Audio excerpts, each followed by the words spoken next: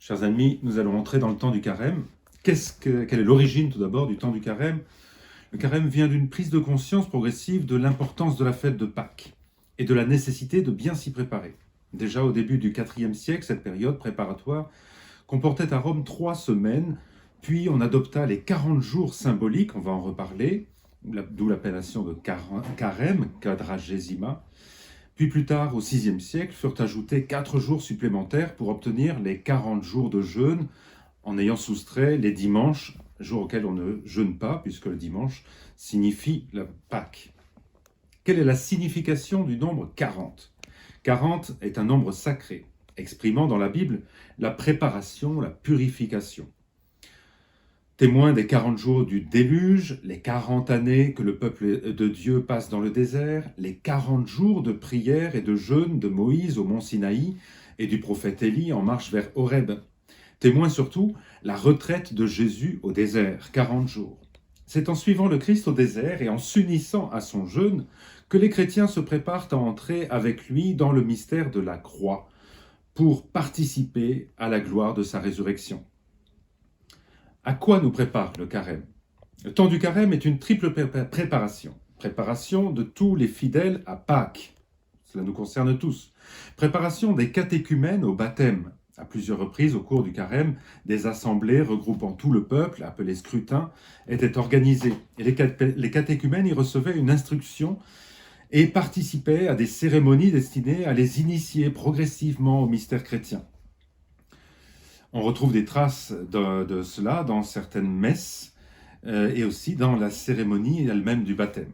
Et puis, troisième préparation des pénitents publics à leur réconciliation. Ayant été excommuniés pour des fautes graves et publiques, des pénitents venaient solliciter leur réconciliation avec l'Église. Ils recevaient les cendres au début du carême et étaient absous le jeudi saint. Cette discipline de la pénitence publique a cessé vers le XIe siècle, et la cérémonie des cendres s'est élargie alors à tous les fidèles, ce que nous allons vivre demain, mercredi. Quels sont les principaux thèmes du carême? L'annonce de la passion et de la mort et de la résurrection du Christ, afin de nous préparer à revivre et renouveler en nous le mystère central de notre foi. La lutte contre le démon et le péché. Satan ne cesse de nous détourner de Dieu et de nos devoirs et d'exciter nos passions, nos désirs d'indépendance et de richesse. À quelles bonnes œuvres sommes-nous surtout conviés pendant le carême? Rapidement, par rapport à Dieu, bien la prière, prendre du temps pour Dieu, en silence, nous laisser remplir de Dieu, de lui, et nourrir notre âme de sa parole, venir à la messe en semaine, si cela nous est possible. Par rapport à nous-mêmes, jeûne, retranchement dans la nourriture et dans la boisson, dans le tabac, dans les curiosités, la télévision, l'ordinateur, le téléphone portable, etc. Tout cela pour nous unir aux souffrances du Christ, expier nos péchés, nous corriger de nos mauvaises habitudes. Tout un programme.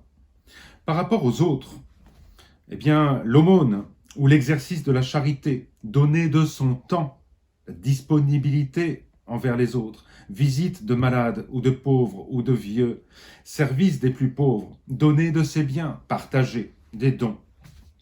Voilà donc 3 bonnes œuvres que l'on peut pratiquer. Que nous demande l'Église au sujet du jeûne et de l'abstinence pendant ce temps de carême? L'Église nous rappelle que tous les fidèles sont tenus par la loi divine de faire pénitence chacun à sa façon. Vous trouvez cela dans le Code de droit canonique. Le jeûne consiste à ne prendre qu'un seul repas complet et 2 collations, une petite soupe avec quelques petits morceaux de pain, par exemple. On y est tenu au jeûne le mercredi des cendres et le vendredi saint, entre l'âge de 18 ans et 60 ans, sauf des raisons particulières, maladie, etc. L'absence et la privation de viande, c'est l'abstinence. En France, elle n'est obligatoire que les vendredis de carême. Elle est recommandée, plus que recommandée, les autres vendredis de l'année, mais elle est obligatoire les vendredis de carême. Elle peut être remplacée les autres vendredis par une autre pénitence. En tout cas, elle oblige à partir de 14 ans. Donc le vendredi de carême, l'abstinence de viande. Et le mercredi des cendres et vendredi saint, le jeûne. Jusqu'à un temps assez récent, les catholiques jeûnaient et faisaient abstinence tous les jours de carême. Chacun reste aujourd'hui invité à faire plus que le peu, le petit nécessaire, le peu qui est prescrit.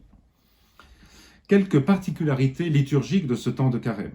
Chaque jour du carême comporte une messe propre, avec ce qu'on appelle une station particulière, c'est-à-dire une réunion de la communauté chrétienne de Rome dans une église déterminée, pour y prier et célébrer en commun l'Eucharistie. Les messes en semaine comportent aussi une oraison pour le peuple, qui servait autrefois de bénédiction finale.